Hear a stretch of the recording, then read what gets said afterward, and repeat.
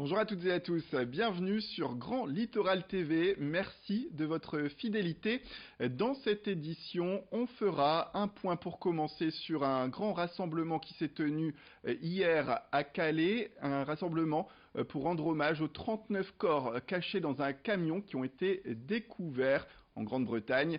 On ira à la rencontre des organisateurs de la Ronde des Sables, l'événement emblématique de la moto à Lone Plage. Il se tient ce week-end. On parlera symbole régional et pour cela on prendra la direction de l'Hers dans le Nord à la rencontre d'un gérant de friterie qui va bientôt fermer le rideau. L'heure est à la recherche d'un repreneur pour lui.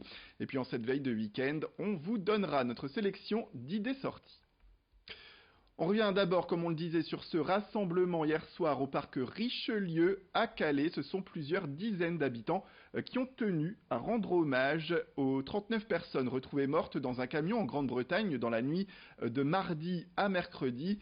Une minute de silence a notamment été respectée. Ces militants pro-migrants ont organisé cette action pour protester contre l'installation également d'un kilomètre de grillage route de Gravelines.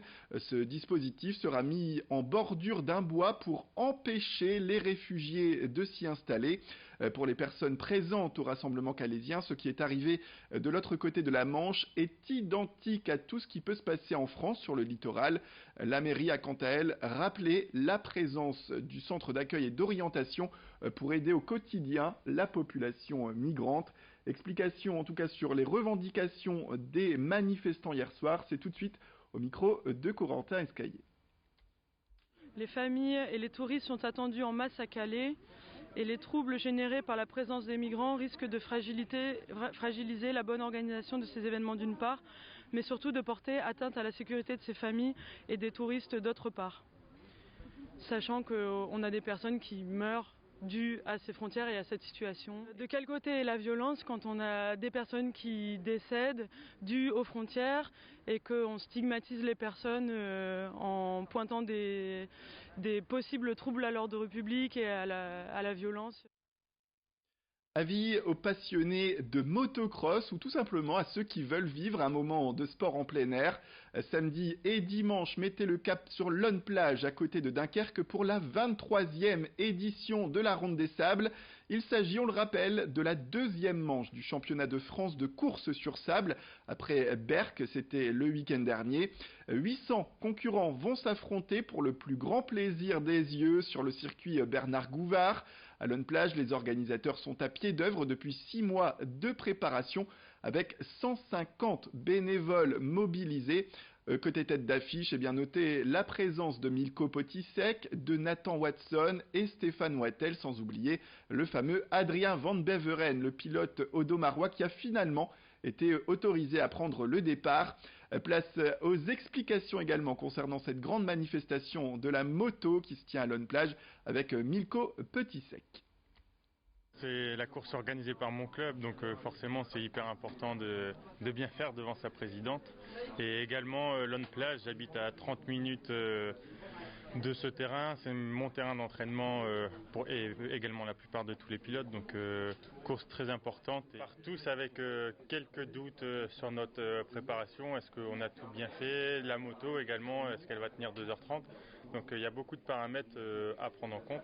Et maintenant c'est des courses d'attaque, hein, c'est plus vraiment de l'endurance, c'est un sprint de 2h30 tellement le niveau est important, donc il n'y a vraiment pas de relâche et on donne tout jusqu'au bout.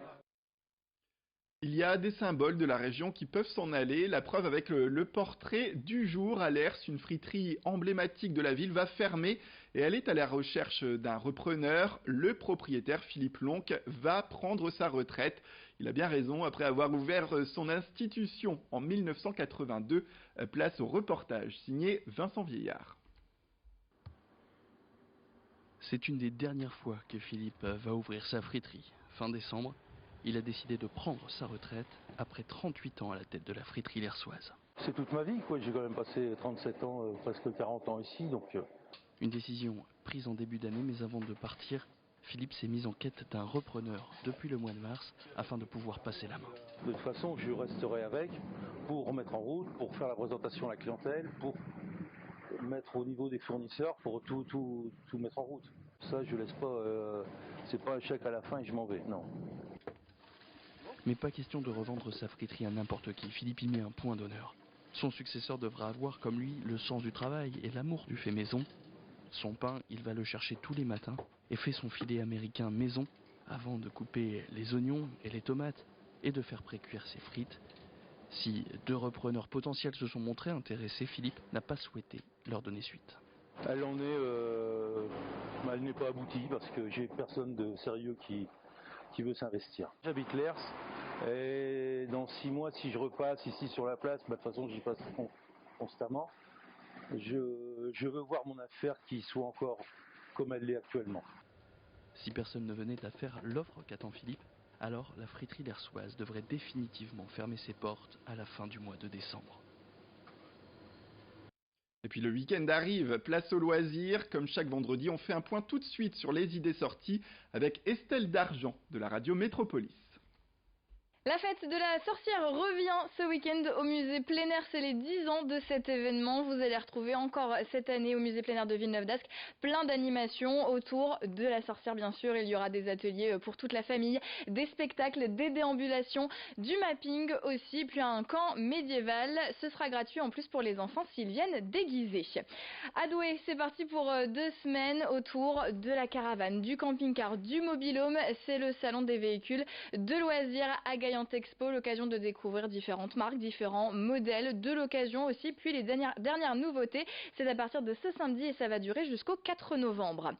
On termine avec 2 salons gourmands ce week-end. Il y a tout d'abord le salon vin et bière, ça se passe au Cursal de Dunkerque. Des artisans, des brasseurs, des vignerons seront sur place pour vous faire déguster leurs produits, tout ça à consommer bien sûr avec modération.